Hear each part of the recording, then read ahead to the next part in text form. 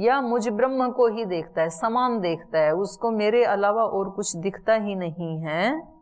सुखम व यदि वा दुखम, चाहे उसके सामने सुख आए दुख आए, सुख आता है तो उसमें रमता नहीं है, ठीक है आ गया है, जैसी भगवान ने मेरे सामने भेजी है परिस्थिति, तो उससे पार चला जाता है, सम रहते हुए, इतराता नहीं है। दुख आ गया, इसके पीछे भी भगवान मुझे कुछ सिखाना चाहते होंगे, ठीक है। और आखिर सुख दुख आते भी तो किसके ऊपर हैं? प्राणी के ऊपर ही तो आते हैं, और उसमें भी सबसे ज्यादा मनुष्य पे ही आते हैं, दूसरे प्राणियों पे कम आते हैं। दूसरे प्राणियों को आत्मिक दुख तो होते ही नहीं है, क्योंकि उनके पास वो बुद्धि नहीं है। आधि दैविक आधि भौतिक बहुत थोड़े आते हैं, और जो पालतू पशु हैं उन पे तो वो भी नहीं आते हैं, क्योंकि कभी ठंडी होगी तो उसका मालिक उसको अंदर रख देगा, गर्मी होगी तो पंखा लगा देगा, तो ये कम आते हैं। और आत्मिक तो आते ही नहीं हैं। आधि दैविक आधि भौतिक मनुष्यों पे भी बहुत कम आते हैं, कुछ लोगों पे तो आते हैं। अभी सर्दी है, आप लोग तो अच्छे से अपना रजाई कंबल लेके सो जाते हैं, आपके पास तो शाल भी है, टोपा भी है, जुराब भी हैं, सब है आपके पास। तो अभी मैं कल परसों उधर गई थी, तो एक बहन मिली, उनके 3-4 बच्चे हैं, और उसका पति भी मजदूरी करता है, वो किसी के घर में बर्तन आदि साफ करने का काम करती है वो बहन। तो वो कंबल खरीदने के लिए आई थी, वो कभी उस कंबल को उठाए कभी उसको उठाए, तो उसने दुकानदार ने पूछा आपको कौन सा चाहिए? तो अब उसकी बेचारी के पास पैसे 100 रुपए, और कंबल चाहिए मोटा, क्योंकि ठंडी लगती है, ठंडी तो सबको लगती है ना। तो उन्होंने कहा कि ये कितने का? ये बोले आप ये बताओ आपके पास पैसे कितने हैं? उसने कहा भैया 100 रुपए है मेरे पास। तो बोले वो बोरा है, उसमें से कोई एक ले लो, सब 100-100 वाले उसमें पड़े हैं। तो उसको निकाल के बोली ये तो बहुत पतला है, इसमें सर्दी नहीं रुकेगी, तो 100 में तो इतना ही आएगा। तो मैंने उससे पूछा कि कौन कौन है आपके परिवार में, आपको कितना मिलता है? तो बोले 500 रुपए मिलते हैं महीने में। बर्तन बुर्तन कहीं साफ करती होगी। तो मतलब ऐसे भी लोग हैं। अब उनको सर्दी की रात कैसे कटती होगी सोचो आप। और उससे भी नीचे, चलो उसके पास 100 तो थे, और मैं वहां जहाँ रहती थी BR हिल्स, 1 वर्ष में वहां रही साधना के लिए। तो वहां जो जंगल के लोग हैं आदिवासी, तो उनके पास तो पहनने को कपड़े भी नहीं है, और ठंडी तो अच्छी होती है क्योंकि वो इतनी ऊंचाई पे है। तो वो जंगल से बड़ा सा वो बंडल काट के लाती थी लकड़ियों का, बहनें कभी भाई परिवार में से कोई भी एक व्यक्ति लकड़ी लाते थे, और रात को फिर इतनी ऊंची अग्नि जलाते थे, वो सब लकड़ियां मोटी मोटी लगा के, और फिर उस अग्नि के चारों तरफ जो ये होती हैं गोणी बोरी, वो बिछा के 3-4-5 चारों तरफ, और उनमें एक व्यक्ति तो जगता रहता था, क्योंकि वहां हाथी आ सकता है, चीता आ सकता है, भालू आ सकता है, जंगल है ना, तो कोई मकान तो है नहीं, ऐसे खुले में रहते थे। और पेड़ के नीचे भी नहीं रहते हैं, क्योंकि पेड़ को फिर अग्नि लगेगी, उनको अग्नि जला के रात काटनी है, तो खुले में बिल्कुल ओपन, और उसके चारों तरफ सो जाते, एक जगता रहता था। फिर जब ये 3-4 घंटे सो लिए तो उनमें से किसी एक को जगाते थे घर में से, फिर अब वो जगेगा 4 घंटे। तो ऐसे वो रात बिताते थे सर्दियों की, एक एक जग के, और अग्नि के पास बैठ करके। और अग्नि के पास ज्यादातर आते भी नहीं है, जंगली प्राणी है ना, वो दूर से चमकती हुई दिखती है तो, लेकिन वो कम है, वो संख्या बहुत थोड़े बचे हैं। तो आधि भौतिक आधि दैविक दुख कम है मनुष्य के पास। सबसे ज्यादा दुख कौन से हैं? आध्यात्मिक हैं, क्योंकि इसको जितना मिला है उसमें संतुष्टि नहीं है। और संतुष्टि इसलिए नहीं है क्योंकि इसकी मांग है शाश्वत सुख की, ईश्वर की मांग है, और इसको लगता है कि इन भौतिक वस्तुओं की कमी है इसलिए मैं दुखी हूं। तो उस दुख को पूरा करने के लिए ये जाता है भौतिक वस्तुओं को बटोरने में, भौतिक व्यक्तियों को बटोरने में, भौतिक संबंध स्थापित करने में, कि जब इनके साथ संबंध हो जाएगा तो शायद मेरा दुख कम हो जाएगा। ऐसे इसलिए वो एक को छोड़ता है दूसरे को पकड़ता है। घर में भाई बहनों को छोड़ता है तो यहां आकर के कुछ अपने भाई बहनों के साथ संबंध बना लेता है, और फिर यदि वो नाराज हो जाएं यहाँ वाले, तो फिर इसको अच्छा नहीं लगता है, उसको लगता है कि कुछ मतलब कुछ कमी आ गई मेरे सुख में। तो किसी ना किसी को वो उसको पूरा करने के लिए पकड़ के रखता है, और कितना भी आप पकड़ लो, जब तक वो नहीं मिलेगा तब तक ये सुख दे नहीं सकते हैं। उसके पास जितना सुख था बेचारे ने पूरा दिया, पर आपकी तृप्ति इसलिए नहीं हुई क्योंकि आपको तो वो चाहिए। तो वो इसमें कहाँ मिलेगा, वो अपने अंदर मिलेगा, फिर इसको छोड़ने से मिलेगा। और तो इसके आध्यात्मिक दुख सबसे ज्यादा है मनुष्य की, और इसी को ही जैसे वो खेलते हैं ना सांप सीढ़ी, तो ऐसे ऊपर ऊपर जाते जाते और फिर वो आ गया उसके सांप के मुंह में, पूरा नीचे आ जाता है। तो अब इसी को सीढ़ी बनानी है, सांप को ही नीचे नहीं आना है वहां से, इसी के माध्यम से चढ़ना है। तो जो हमारे सामने प्रतिकूलता आती है उसी को सीढ़ी बनाना है। सांप मतलब प्रतिकूलता, जो भी दुख आते हैं उसको सीढ़ी बनाना है। ये व्यक्ति क्या करता है, सुख हो या दुख हो उसमें ये सम रहता है। सुखम व यदि व दुखम स योगी परमो मत।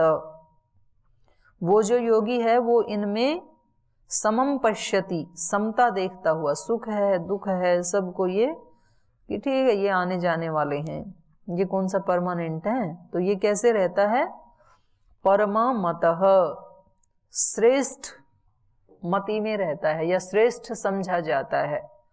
जैसे रास्ते में जब आप जाते हैं तो कभी कहीं कोई खड्डा आ जाता है, कभी कोई कीचड़ आ जाता है, कभी कांटे पड़े आ जाते हैं, तो उन सब को देख के थोड़ा सा तो लगता है ऐसे कि ये साफ होता तो रोड अच्छा था, लेकिन उसी में आप उलझ नहीं जाते हैं कि ये रास्ते में ये ब्रेकर क्यों लगाया। अब उसके ऊपर कितनी देर चिंतन करते हैं ब्रेकर पे, जितनी देर ब्रेकर पे हैं, ब्रेकर से पार चले गए तो तब भी याद आता है क्या कितने ब्रेकर आए थे। जब कांटा आया तो कितनी देर कांटा दुखी करता है, जितनी देर कांटे के पास हैं। जब उसके साइड से निकल गए तो कांटे को भी भूल गए।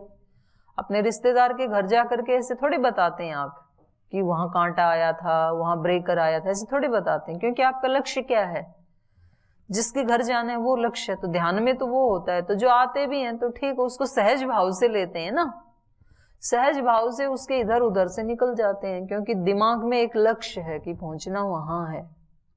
तो ऐसे साधक के दिमाग में तो ब्रह्म है कि सब जगह ब्रह्म ही व्याप्त है और मुझे उसी के साथ रहना है, तो उसका दिमाग तो वहां लगा रहता है। तो ये सुख दुख आते भी हैं तो वो अपना जैसा उनका है वो फल दे के चले जाते हैं। ये इनमें इनके साथ ये इंगेज नहीं होता है ये योगी। तो और आत्मा औपम्यन, और जब ये एक बड़ी बात है, आत्म सदृश्यता से अपने ही स्वरूप में, अपना स्वरूप जहां जहां दिखेगा वहां कष्ट नहीं होगा।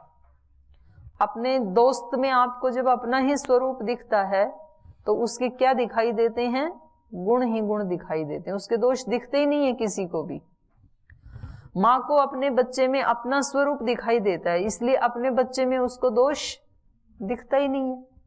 बच्चा कुछ करके भी आ जाए ना गड़बड़, और कोई उलाहना भी लेके आए तो माँ उसके हेतु देती है, नहीं उसने ऐसे किया होगा। यहाँ कभी कभी जैसे किसी भाई को भेज दिया जाता है कि अब तुम घर जाओ, यहाँ तुम ठीक से नहीं तुम्हारा व्यवहार है, फिर वो अपनी माँ को लेके आता है। कुछ भाई तो ऐसे हैं ना जो अपने संगठन से जुड़े हैं, तो पीछे ऐसे एक भाई आया दर्शन वर्ग में ही, अपने माता जी को साथ लेके आया। तो उसकी माता जी बोली ये ना भोला बहुत है, थोड़ा सीधा है ये। तो मैंने कहा पढ़ता तो नहीं है, तो क्या करें, ना नियमों का पालन करता है ना पढ़ता। बोले नहीं नहीं ये बहुत सीधा है, तो इसको थोड़ा सा ना थोड़ा प्रेम से रखेंगे तो पढ़ लेगा, तो इसको रखो। मतलब उसको उसके दोष नहीं दिख रहे, उसको उसका भोलापन ही दिखाई दे रहा है, उसकी पवित्रता दिखाई दे रही है, उसकी सादगी दिखाई दे रही है, क्योंकि उसके साथ आत्म स्वरूप जुड़ा हुआ है। तो कभी ऐसे कर भी देते हैं ना, कुछ त्रुटि भी कर देते हैं, तो माता पिता को क्या लगता है, तो भी ठीक ही है, वो कष्ट नहीं मनाते हैं। पिता तो कभी कभी धमका देते हैं, माँ तो ज्यादातर करुणा ही दिखाती है। तो ऐसे ही इस योगी को भी दूसरे लोग कष्ट दे भी देते हैं कभी, तो भी ये ज्यादा उद्वेलित नहीं होता है उससे। किसी व्यक्ति को, कोई एक सन्यासी थे और किसी गांव के बाहर रहते थे, पहाड़ के ऊपर, तो गांव के लोग आते जाते ही रहते थे। तो कोई एक बहन भी अपने परिवार के साथ वहां जाती थी आश्रम में, पहाड़ के ऊपर। तो वो बहुत निर्लिप्त साधु थे, आ गए तो सबको आशीर्वाद दे दिया, मतलब सेल्फ रियलाइज व्यक्ति थे वो, आत्म साक्षात्कार उनको हो चुका था, ऐसे व्यक्ति थे वो। तो सब लोग आते जाते रहते थे, तो एक बहन भी आती जाती रहती थी। और एक बार ऐसे हुआ कि वो बहन, अभी उसकी शादी नहीं हुई थी और वो गर्भवती हो गई। तो सब उसके घर वालों को, परिवार वालों को पता लगा, तो उन्होंने सब ने उसको डांटा, धमकाया और पूछा कि किसका बच्चा है ये। तो अब वो नाम नहीं लेना चाहती थी जिसका था उसका, तो उसने सोचा कि उनका नाम ले देते हैं सन्यासी का, क्योंकि वो तो सीधे हैं बेचारे। तो बोली उनका है। तो अब तो पूरा गांव, मतलब पूरे गांव को धक्का लगा, अरे हमने तो इनको भगवान समझ करके पूजा, ये तो कुछ और ही निकले। तो उसको, और वो बच्चा मतलब पैदा हो गया, इतने दिन तक पता ही नहीं चला, जो भी कारण रहा होगा। तो उस बच्चे को भी साथ में लिया और उस लड़की को भी साथ में लिया, और पूरा गांव लकड़ी लेकर के पिटाई करने के लिए उसके पास पहुंच गए। हम तो आज तक आपको सन्यासी मानते थे, ऋषि मानते थे, पूज्य मानते थे, आप तो कुछ और ही निकले। तो उन्होंने कहा बात क्या है, उसको लगा भी मैंने तो कुछ किया ही नहीं है, तो क्या कैसे, मतलब ये ऐसे कह रहे हैं। तो उन्होंने कहा अच्छा अभी बड़ा सीधा बनने की कोशिश कर रहे हो, तो ऐसा है। वो बोले आप बताओगे तब तो मैं कुछ अपनी तरफ से उत्तर दूंगा ना, बात क्या है। उसको कुछ समझ में ही नहीं आ रहा था। उन्होंने कहा ऐसा है, ये बच्चा आपका है और इसको आप ही रखो। तो उन्होंने कहा अच्छा ऐसी बात है क्या, बिल्कुल सहज रूप से, और मतलब कोई रिएक्शन नहीं किया। मतलब अच्छा ऐसी बात, ठीक है इधर लिटा दो, और छोड़ के चले गए। उसको भला बुरा कहा, गाली निकाली, जो भी। और उसने सोचा कि चलो भगवान ने जैसे किसी के पास हिरण, कुत्ता, बिल्ली भेजते हैं पालने के लिए, मेरे पास मनुष्य का बच्चा भेज दिया, ठीक है, जैसे अपने से सेवा बन पाएगी करेंगे। तो ऐसे उसकी बच्चे की सेवा करते करते उसको 1 वर्ष हो गया, सहज भाव से। ना कोई आश्रम में जाता, ना उसको कोई खाने पीने की वस्तुएं देता, ना वस्त्र देता, ना दक्षिणा दान, कुछ नहीं। 1 वर्ष तक वो लड़की जो है वो अंदर अंदर से पश्चाताप से भरती रही कि कितना बड़ा पाप कर दिया मैंने, और देखो उन्होंने कोई रिएक्ट नहीं किया, तो मेरा क्या होगा। तो ऐसे चिंतन करते करते करते वो इतने डिप्रेस हो गई, और मतलब उसकी स्थिति ऐसी हो गई कि कभी वो चीखती, कभी चिल्लाती, बेहोश हो जाती। बहुत डॉक्टरों को दिखाया। बाद में फिर एक दिन उसने अपने परिवार वालों से बताया कि मेरे दुख का कारण डॉक्टरों के पास नहीं है, मेरी इसका, तो मैं अंदर से परेशान हूँ। तो बताए क्यों परेशान हो आप। तो उसने बताया कि मैंने ना उन महात्मा का झूठा नाम ले दिया था, वास्तव में उनका तो कोई लेना देना ही नहीं, वो तो बहुत ऊंचे संत हैं, योगी हैं वो, तो मैंने ही समाज के डर के कारण और गांव वालों के डर के कारण ऐसे बोल दिया था। फिर उसने मतलब सच सच बता दिया पूरा। तो अब सारे गांव को जब ये पता लगा तो सारा गांव ही पश्चाताप से भर गया, अरे ये इतना बड़ा पाप हमारे से क्यों करवाया आपने। तो फिर सारे फल फूल लेकर के हाथ में फिर उनके पास गए, पूरा गांव इकट्ठा होकर के, और कोई रो रहा है, कोई हाथ जोड़ रहा है, कोई उनके चरणों में दंडवत गिर रहा है, महात्मा जी हमारे से तो बहुत बड़ा अपराध हो गया और ये भूलवश हो गया, हमने परीक्षा नहीं की, जैसे इसने बताया हम सब ने मान लिया, और गुस्से में आकर के हमने एक ऋषि के ऊपर ऐसा लांछन लगा दिया, ये बहुत बड़ा हमने भगवान के ऊपर ही एक तरह से पाप कर दिया। ये तो आप तो साक्षात ईश्वर ही हैं, आपका नहीं था ये बच्चा, उनका। अच्छा ऐसा है, ले जाओ, ले गए।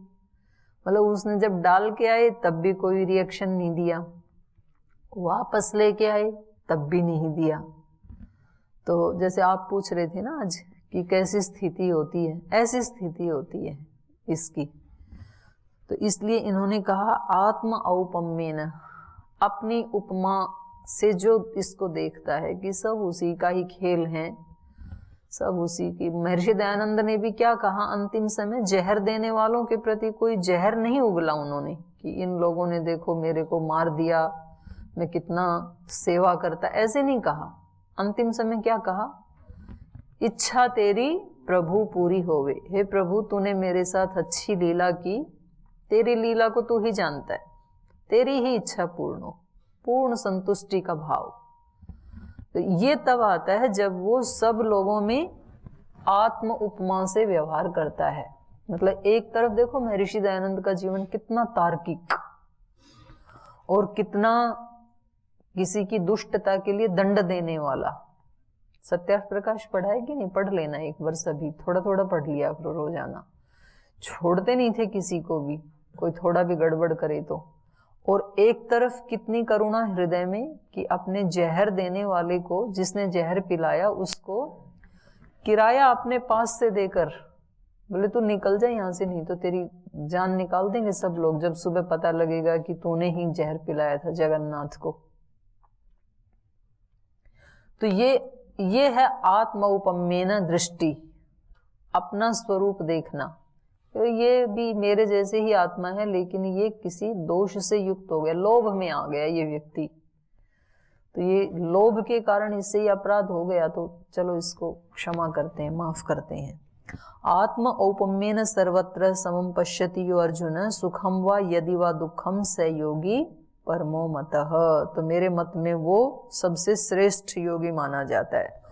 श्रेष्ठ योगी मैं उसको नहीं मानता हूं कि जो कहीं पहाड़ गुफा में जा करके और हमेशा आंख बंद करके पद्मासन लगा करके बैठा रहता है, उसको भी श्रेष्ठ मानता हूं। पर उससे भी श्रेष्ठ उसको मानता हूं जो सुख दुख में समान रहता है और सब काम करते हुए सब लोगों में मेरे ही स्वरूप को देखता है, उसको मैं श्रेष्ठ मानता हूं। तो एक तरह से देखो कितना ऊंची स्थिति में कृष्ण के माध्यम से व्यास ऋषि ने हमें पहुंचाया। अब ये सारी चर्चा सुन करके अब अर्जुन के मन में जो प्रश्न उठे, क्योंकि अर्जुन जो है वो सरल है, सरलता का प्रतीक है वो। तो अर्जुन ने कहा यो अयम योगः त्वया प्रोक्तः साम्येन मधुसूदन एतस्य अहम न पश्यामि चंचलत्वात् स्थितिम स्थिराम। बोले ये जो योग, ध्यान योग आपने इतना बताया पीछे, इतने श्लोकों के माध्यम से जो आपने व्याख्या की कि ये जो ध्यान योगी है ये सब काम करते हुए, और ये जो योग युक्त है ये युक्त आहार विहार से युक्त चेष्टस्य कर्मसु, ये जो आपने कहा सभी चेष्टाओं में सब कर्म करते हुए ये योग युक्त रहता है, समदृष्टि वाला रहता है, सममति वाला रहता है। ये जो इतना लंबा चौड़ा उपदेश दिया आपने, अयम योग त्वया प्रोक्त है, तुम्हारे द्वारा उपदेशित किया हुआ यह योग साम्येन की समता से, समबुद्धि के रूप में जो आपने बताया कि सुख आए दुख आए अपमान आए सम्मान आए सब में समता रखता है। हे मधुसूदन एतस्य अहम स्थिराम स्थितिम न पश्यामि चंचलत्वात्। बोले देखो दूसरे का तो पता नहीं, पर मुझे अपनी अनुभूति यह है कि मेरा मन तो चंचल है, और मेरा मन चंचल होने के कारण ये योग ज्यादा स्थिर स्थिति को प्राप्त कर पाएगा ऐसा मुझे नहीं लगता है। आपने तो बता दिया, तो मन तो चंचल है, मुझे तो नहीं लगता कि मेरा मन आपने कहा और बस मैं ऐसे स्थिर हो जाऊंगा, ऐसा नहीं लगता मुझे। तो ये ज्यादा चल पाएगा ये योग, ऐसे मुझे नहीं लगता है। तो कभी हमारे मन में भी आता है ना, तो अर्जुन हम सब का प्रतिनिधि बन करके पूछ रहा है, तो हमें भी लगता है कि वो कह तो दिया पर ऐसे होता तो नहीं है। तो वही बात पूछी इन्होंने कि जो योग आपने बताया समता वाला, तस्य अहम न पश्यामि चंचलत्वात् स्थितिम स्थिराम, स्थिर स्थिति वाला ये बन पाएगा कि किसी के कहने से बताने से ही मन ऐसे स्थिर हो जाएगा, सुख दुख में सम रहेगा, मित्र शत्रु में समदृष्टि रहेगी, ऐसा मुझे नहीं जान पड़ता है, क्योंकि मन तो चंचल है। उसी को अगले श्लोक में बताया, चंचलम ही मनः कृष्ण प्रमाथि बलवद दृढ़म तस्याहम निग्रहम मन्ये वायोरिव सुदुष्करम। तो इनको दोनों को निशान लगा लो, 33-34 याद कर लेना, ये तो बहुत प्रसिद्ध है, बोला जाता है 34 नंबर। तो चंचलम ही मन कृष्ण, हे कृष्ण ये मन चंचल है। चंचलम ही मन कृष्ण प्रमाथि, प्रमाथि माने मथ डालने वाला। दही, दही को मथा जाता है ना, तो दही की शकल सूरत शेप सब चेंज हो जाती है। दही दही थोड़े रहता है, जब उसको मथ देते हैं तो मट्ठा बन जाता है। तो ऐसे जब ये मन मथता है हमारे को, तो हमारी स्थिति कुछ और ही हो जाती है। मन कब मथता है हमें? जब ये इसके अनुकूल इसको नहीं मिलता है, तब जैसा इसको चाहिए वैसा खाने को ना मिले, वैसा सुनने को ना मिले, वैसा देखने को ना मिले, वैसा सूंघने को ना मिले, वैसा स्पर्श ना मिले, वैसा व्यवहार ना मिले, वैसा किसी की वाणी कान से ना सुने, तो फिर क्या करता है? ये मथने लगता है हमें ही। तो इसलिए मन को कहा प्रमाथि, मथता ही नहीं है, प्रकृष्ट रूप से मथ डालता है, मतलब हिला देता है। मथना मतलब उसको इतना हिलाना कि उसका सब चेंज ही हो जाए, उसके गुण कर्म स्वभाव सब चेंज हो जाते हैं। दही के अलग होते हैं, छाछ के अलग होते हैं। तो मथने का मतलब है बहुत ज्यादा हिला देना। तो कह रहे हैं ये मन जो है ये तो प्रमाथि है, बलवत दृढ़म, और ये बलवत बलवान है, बल वाला है। ये कोई इतना कमजोर नहीं है मन, मतलब इतना सहज सरल नहीं है कि इसको बताया और इसने तुरंत वैसे मान लिया, ऐसा नहीं है। बड़ा बलवान है। और दृढ़म, बड़ा हठी है, दृढ़ता वाला है। जो एक बार इसको जच गया वो उसी को ही प्राप्त करना चाहता है, जितना मर्जी भी इसको हटाओ वहां से, भले ही इसको वहां से दुख ही मिल रहा है तो भी उसी को ही लेना चाहता है। ये ऐसा हठी है, ये ऐसा दृढ़ है। चंचलम ही मनः कृष्ण प्रमाथि बलवद दृढ़म तस्य निग्रहम अहम मन्ये वायुरिव सुदुष्करम।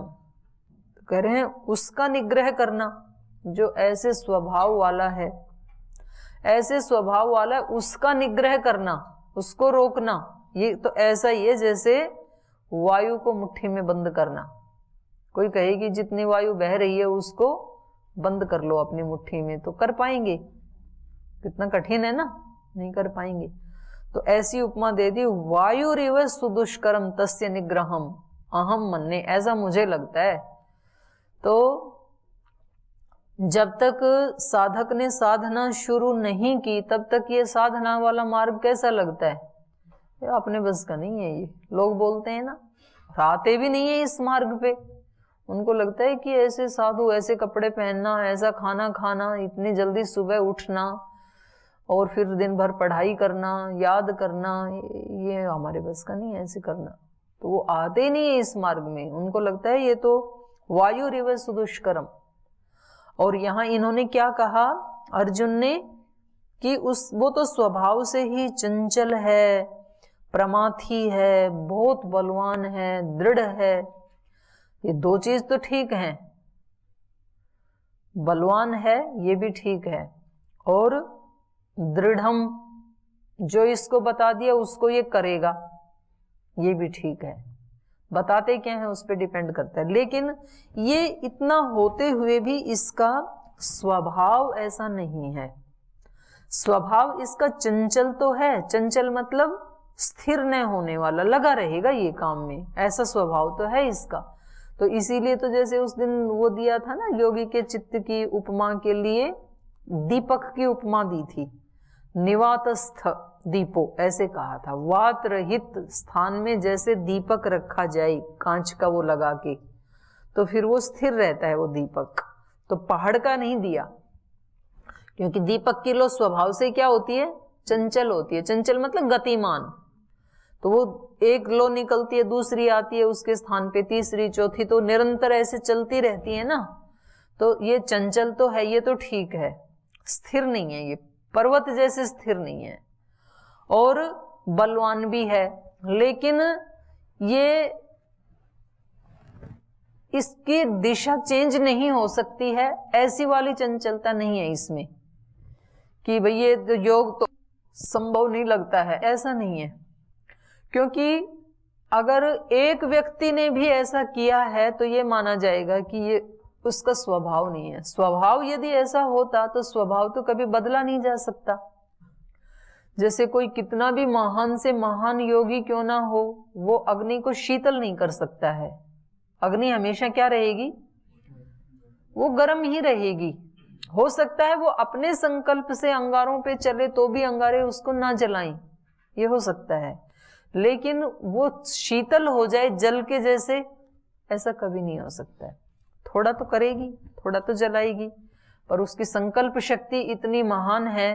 तो ऐसे कभी कभी कोई अपवाद रूप देखे जाते हैं जो शीशे के ऊपर चलते हैं तो उनको कांच लगता नहीं है, तो थोड़ा अभ्यास कर लिया उन्होंने भी वैसा। लेकिन स्वभाव कभी भी परिवर्तित नहीं होता है। जैसे जल का स्वभाव है शीतलता, तो उसको बहुत गर्म करेंगे आप, लेकिन थोड़ी देर आप उसको छोड़ दो तो वो अपने स्वभाव में पुनः आ जाएगा, शीतल हो जाएगा। आपने उसको फ्रिज में जमा भी कर दिया तो उसको फिर अब थोड़ी देर रख दो, वो निमित्त कारण को हटाते ही बर्फ पिघल के अपने स्वभाव में आ जाएगी। स्वभाव को कभी चेंज नहीं किया जा सकता, स्वभाव होता ही वो है जिसको कभी बदला ना जा सके। जैसे आत्मा का स्वभाव चेतन है तो वो कभी भी जड़ नहीं हो सकता है। जैसे आत्मा का स्वभाव निर्दोष है, निर्लिप्त, तो उसमें कभी भी पापों को लिप्त नहीं किया जा सकता। कितना भी पापी से पापी व्यक्ति कितने भी महान पाप कर ले, लेकिन आत्मा उसकी हमेशा निर्लिप्त रहेगी। अंतःकरण दूषित हो जाएगा उसका, मन, विचार, बुद्धि। तो ये मन का स्वभाव ऐसा नहीं है कि ये योग मार्ग में नहीं चल सकता है, लेकिन क्योंकि हमने इतने जन्मों से और इतने वर्षों से इसी मार्ग में चल रहे हैं, तो मन का क्या दोष है इसमें बेचारी का। हमने ही मन को उधर उधर चलाया, और जिन्होंने थोड़ा भी इसको मोड़ा, योग मार्ग में चलाया, तो वो अगले श्लोकों में आएगा। जैसे आप लोग यहाँ आ गए ना, आश्रम में, गुरुकुल में आ गए, योग मार्ग में आरूढ़ हो गए, तो ये अचानक हो गया, इसी जन्म में हो गया, ऐसा नहीं है। सारी योग भ्रष्ट आत्माएं हैं आप। मतलब योग मार्ग में तो चले थे, लेकिन आप और हम सब योग मार्ग में तो चले थे, लेकिन उसको प्राप्त नहीं कर पाए। तो बीच में ही हम कहीं भ्रष्ट हो गए थे। भ्रष्ट हो गए मतलब पार नहीं कर पाए, बस उतना ही। कोई गलत काम कर दिया था ऐसा नहीं। यही गलत काम है कि जिस राह पे चले थे मंजिल तक पहुंचे नहीं, रास्ते में मृत्यु हो गई थी, तो फिर दोबारा आके इसी काम में लग गए। तो वो आएगा अगले श्लोकों में, वहीं चर्चा करेंगे। तो यहाँ पर इनका एक ये सहज प्रश्न है, भाई सहज रूप में जब जिसने मन को स्थिर करने का, योग युक्त करने का जब अब तक अभ्यास ही नहीं किया, तो सहज रूप से तो फिर मन चंचल ही होगा ना, लगेगा नहीं ना। केवल मात्र ये क्लास में पाठ सुनने मात्र से तो फिर ऐसे स्थिति को प्राप्त नहीं होगा कि सुख दुख में ये समान हो जाए, फिर उसके लिए अभ्यास तो करना पड़ेगा ना। तो इसलिए ये सहज एक प्रश्न पूछ रहे हैं कि हे कृष्ण, मुझे तो नहीं लगता कि आपने जो स्थिति बताई है वो स्थिर हो पाएगी, क्योंकि मन तो चंचल है, प्रमाथी है, बलवान है, सुदृढ़ है, हठी है। तो इसका निग्रह करना तो मुझे ऐसे लगता है ये तो इतना कठिन है कि जैसे वायु को वश में करना। और यहां भी अर्जुन ने कठिन कहा है, सुदुष्करम, दुष्कर कहा, दुष्कर का भी सुदुष्कर कहा, अच्छी तरह से कठिन, लेकिन असंभव नहीं कहा। संभव तो है, दुष्कर तो है ही, इतना बड़ा आप इतने वर्षों के संस्कार हटाने चले हैं तो मेहनत तो करनी पड़ेगी। तो ये बहुत अच्छा, मतलब हम सब के जीवन से संबंधित ये प्रसंग चल रहा है। तो कल इसको आगे पढ़ेंगे, अभी यहीं पाठ को विराम देते हैं। ओ